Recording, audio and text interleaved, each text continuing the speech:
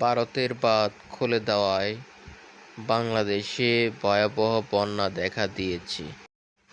ফেনীসহ 10টি জেলায় পানিতে ডুবে যাচ্ছে। আল্লাহ সকলের সহায় হোক। আমরা এর তীব্র নিন্দা জানাই। যে যতটুকু পারি আমরা এই বন্যার্তবাসীর পাশে দাঁড়ানোর চেষ্টা করি এবং আল্লাহ পাকের কাছে দোয়া করি যেন তাড়াতাড়ি এই মুসিবত থেকে বাংলাদেশকে রক্ষা করেন। আমিন।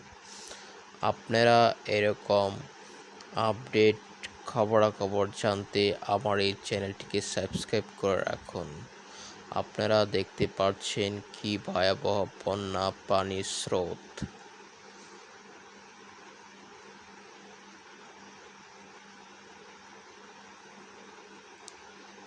দেখুন বন্যার পানি কিভাবে ধেয়ে আসছে।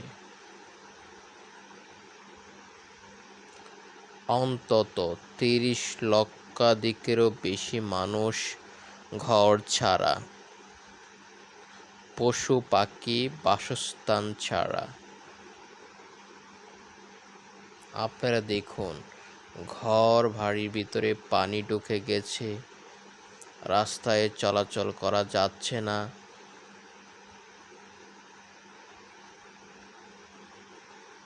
বন্যা স্রোত দেখুন।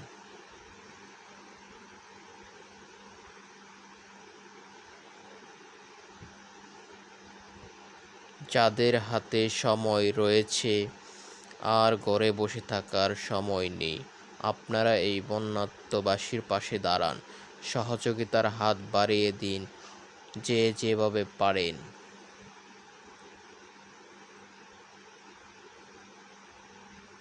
আস-সুন্নাহ ফাউন্ডেশনের মাধ্যমে আপনারা সহযোগিতার হাত বাড়িয়ে দিতে পারেন বা বিশ্বস্ত সাইটগুলি খুঁজে আপনারা সহযোগিতার হাত বাড়িয়ে দিন। যে যেভাবেই পারেন আপনারা বন্যার্তবাসীর পাশে দাঁড়ান। আল্লাহ এই বিপদগ্রস্ত মানুষের সহায় হোক। আমিন।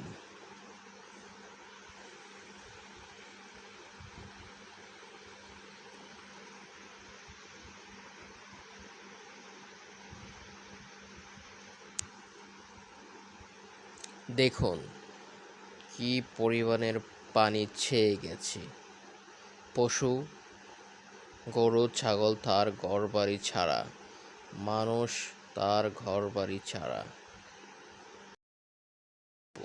ভারতে কি আসলেই পানি বেশি হয়ে যাওয়ার কারণে উঁচু ফ্লো দিয়ে পানি বের হয়ে গেছে, না বাঁধ খুলে দেওয়া হয়েছে আগে থেকেই পরিকল্পনা করে?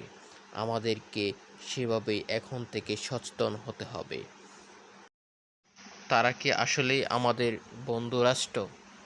এই বিষয়টি ভাবার এখনই সময় এসেছে। জাগো বাঙালি জাগো, সত্যের পথে জাগো।